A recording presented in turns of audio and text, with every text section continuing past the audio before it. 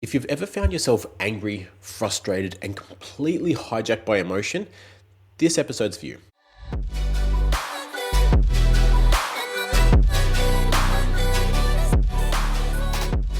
Welcome back to another episode of the Be Better podcast. I'm your host, Harrison Orr. I've helped almost 500 guys to have more energy, more presence, more intimacy by evolving from the nice guy and ultimately mastering their state.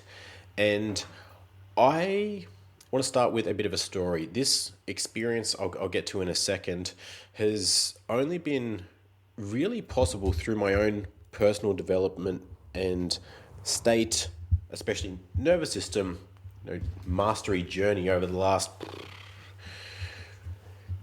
maybe 12 years, but more directly the last 7 years.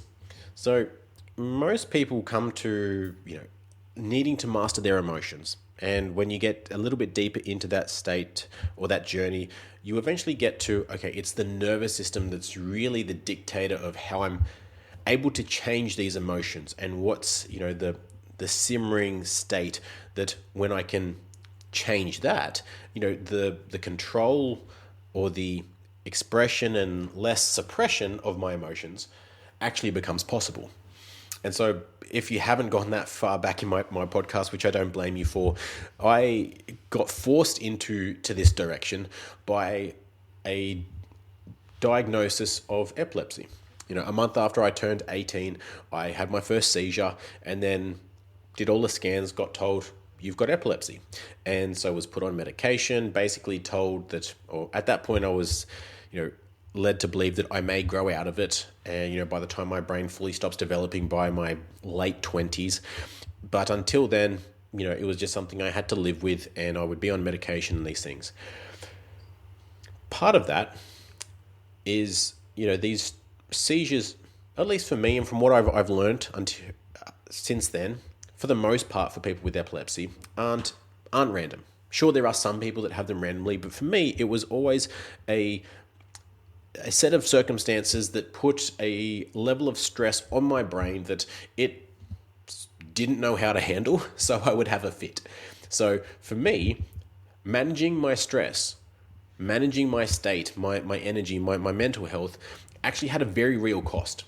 It wasn't just, I'll get angry and blow up, or I'll have shit energy, or I'll be a bit stressed, or I won't be able to sleep or whatever.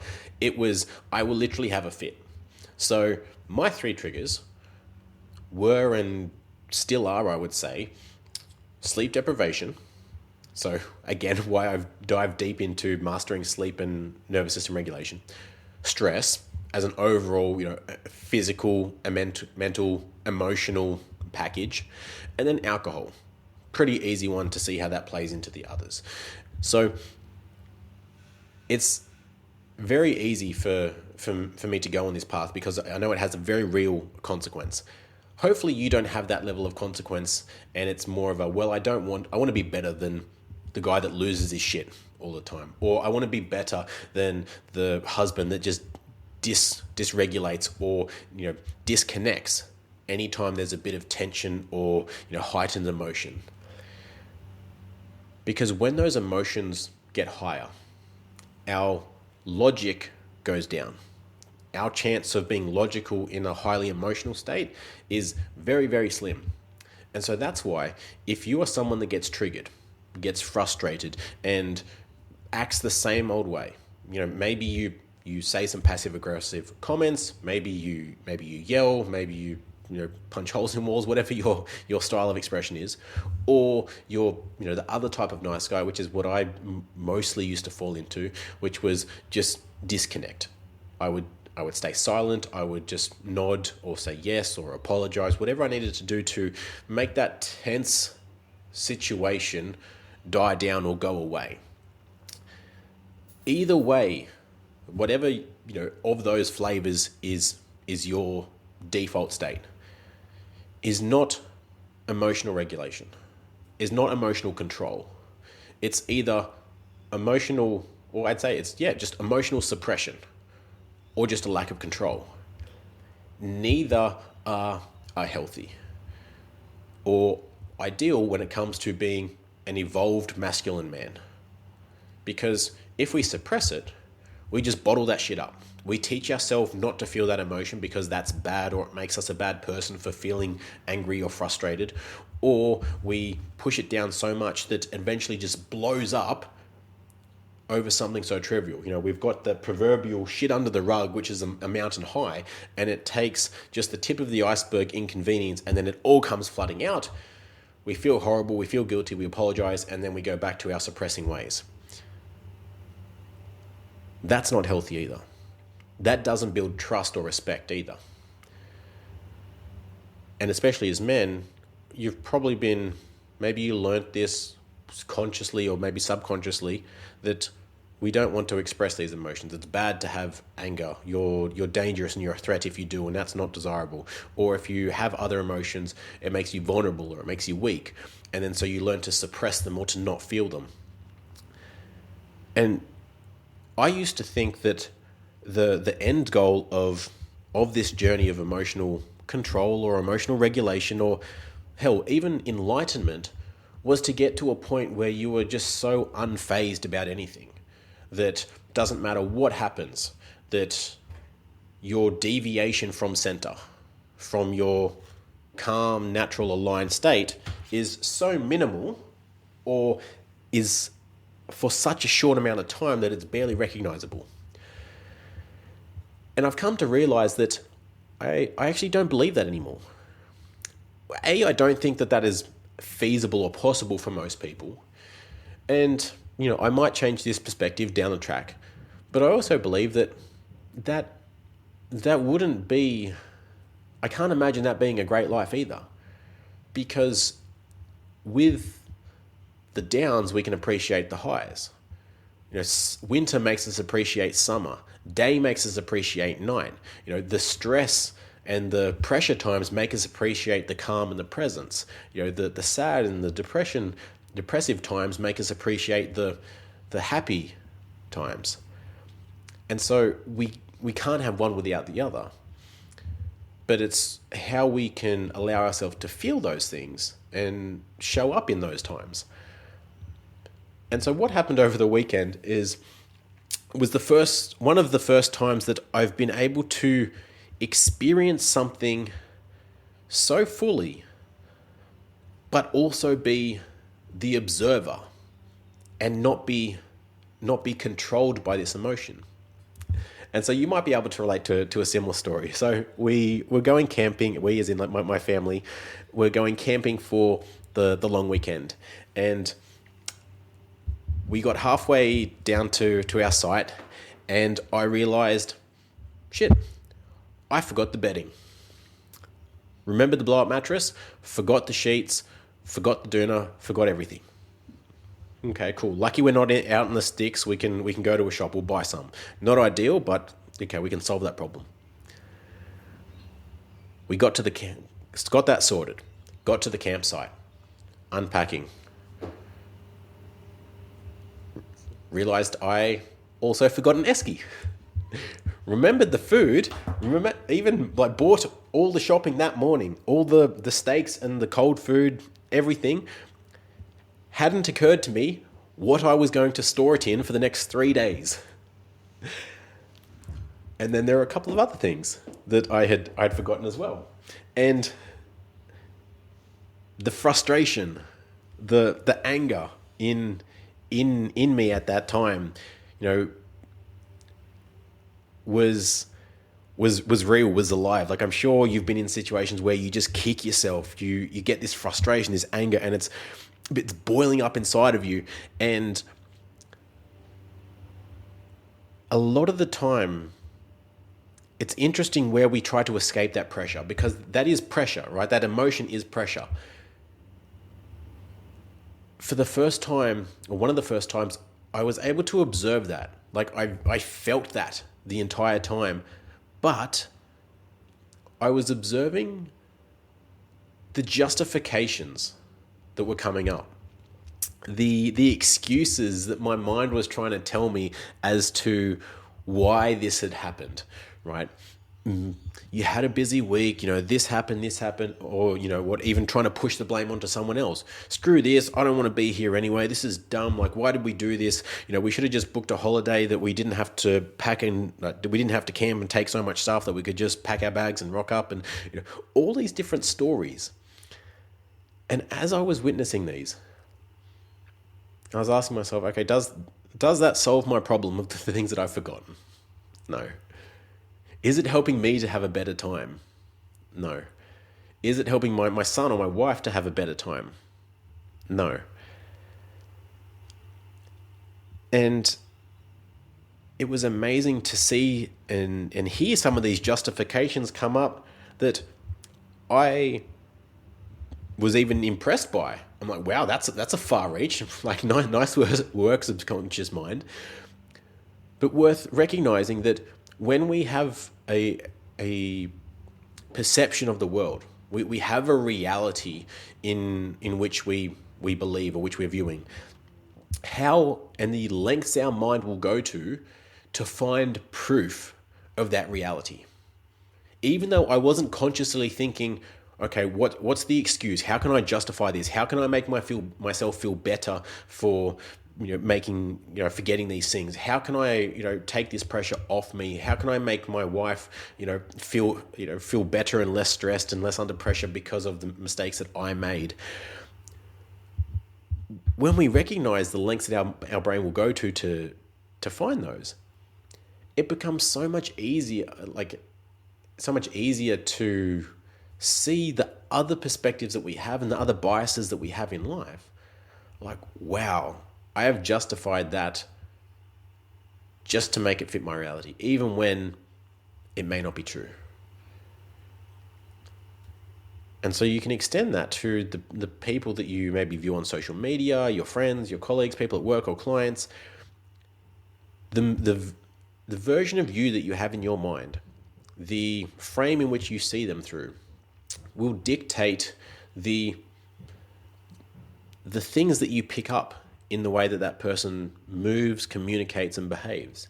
Like, if you really get triggered by someone, you will pick out all the little things about them which set you off. They're a liar here, that's wrong, they were incongruent here, they dressed like an idiot, they believe that, and that's fucking stupid, and yada, yada, yada. To prove that your emotions towards that person or that scenario are justified. And the flip side is right as well. When you view someone in a positive light, you're more likely to take on what they believe. You're like, that guy's got good style. I like the way he talks. I like that perspective. He's got this, he's got that. I can't wait to talk to that person. I love their content. I'll consume all of it. Even though it might be the exact same message, but that lens that you see it through is vastly different. And so being able to witness those was very empowering, and not giving into them. Actually, you know what? None of those are true.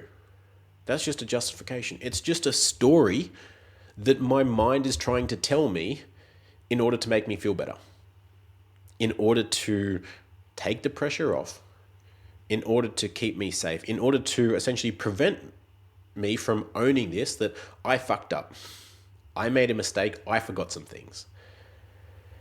And what I noticed in this as well, in not hiding from that feeling, not justifying it, it actually dissipated a hell of a lot faster. I would say within maybe 30 minutes of the pinnacle being realizing that I'd forgotten the esky, and then that frustration because now I had to drive 30 minutes through traffic in one direction to get it and come back and leave my son and my wife there to do things on their own, and not a great start to the holiday, all the other things. By the time I'd got in the car, I had already returned back to baseline. There was no harboring resentment or frustrations. I hadn't allowed those emotions to take control of my state and say some things that I would have regretted, or done some things that I would have later had to apologize for or felt guilty for. Because I allowed myself to feel that, it dissipated a hell of a lot faster. And even by the time I got back, my wife was like, cool, I'm over it now. Everything's solved and we're good. And we moved on. And it didn't linger around any longer. Whereas in the past, a situation like that, some comments may have been said, some things taken out of, not taken out of context, but some frustrations expressed, if we put it like that, then it would have ruined at least the rest of that night. Because not only do we now have to calm down and come back to a grounded state from the frustration of forgetting things, but also what was said, the way it was handled, and now there's tension between us unnecessarily. All because I couldn't hold the frame and hold my state and own the fact that I forgot some things and fucked up. Now, you could also say that this is playing into that bias of looking for the golden edge or the silver lining in this, and I'll claim that because I feel like you could definitely see it that way. In recognizing this and in feeling this will serve me in future scenarios. Because what happens when we suppress things and we don't allow ourselves to feel the emotion? We miss out both on the experience itself and the lesson that comes from it. Because we know that where there is high emotion is when we learn the most. Like, think about the most vivid memories that you have. I am almost willing to bet my house that there is a strong emotion attached to that memory. That's the reason that you remember it. Maybe it's the feeling of when your child was born, or when you first got married, or maybe it was a breakup or a divorce or a death or some other extreme emotion state, which is ingrained that not just into your mind, but into your nervous system and your body. So there's now the emotion and the memory. And so when we suppress that emotion, we miss out on that potential learning opportunity in that memory. Now, because I haven't had a chance to test this, but I hypothesize in future camping escapades, I now have a much higher emotional trigger or emotional reference point to not forget the linen and the esky. Maybe I'll forget other things, but hopefully that's going to serve as a reminder to double check everything and actually to be present and actually sit down for a minute and think, okay, what is it that I actually need for this, rather than just throw everything into the car and hope it's there. So now I've got that lesson for future. And so this experience has been extremely empowering for me in witnessing that, learning from that, and being able to then articulate and hopefully share this. And if you're in a space where maybe you've been suppressing your emotions, or maybe you just allow them to come out or you bottle them up, hopefully this is a different frame or a different direction in which you can head as your next milestone of the feeling of that emotion, but also being able to observe it and learn from it as well. So that you can learn from, that's an interesting justification, that's an interesting excuse. And then you can see where else that comes up. In the morning when your alarm goes off, what is the story that you tell yourself for not getting out of bed when it goes off? Or there's that task in your business, or that conversation that you need to have. What is the story or the justification that you tell yourself as to why now isn't the right time? Why maybe you don't need to do it at all, or whatever other loop around you tell yourself to not take action on that thing that you previously decided you needed to. And so it's not about never feeling anything. It's not about giving into those emotions or those thoughts. I hope to share this experience as proof that when you are consistent in the health and the mastery of your nervous system, of your personal development, of your sleep, of all these state masteries and progressions, that you can still feel everything in its entirety and its depth, but you can be selective in what you engage with and what you action. Because then it also shows, like, if you're someone that is an overthinker or you're anxious, you can witness those thoughts. You can witness all those things coming up in your mind, but not have to engage in them. You don't have to give them any more thought than them coming up. You can allow them to come up. Wow, that's interesting. And then just let it go. Comes up, interesting, let it go. And then as you let those things go, you realize, okay, now I've got some peace and some space. How do I actually feel? What do I actually want to do about this? What will I actually do about this? And then we start to move in the direction of problem solving or action, and then we get out of our head more into our body, and before you know it, the problem is solved, we've moved on, and we haven't ruminated in that feeling or in those thoughts. Because it's when we engage in those thoughts that it elongates that feeling in our body. Because we keep telling ourselves that story, and you keep telling yourself the story, which keeps the emotion alive, which keeps you living in that moment, stuck in that energy, which is not doing you any good.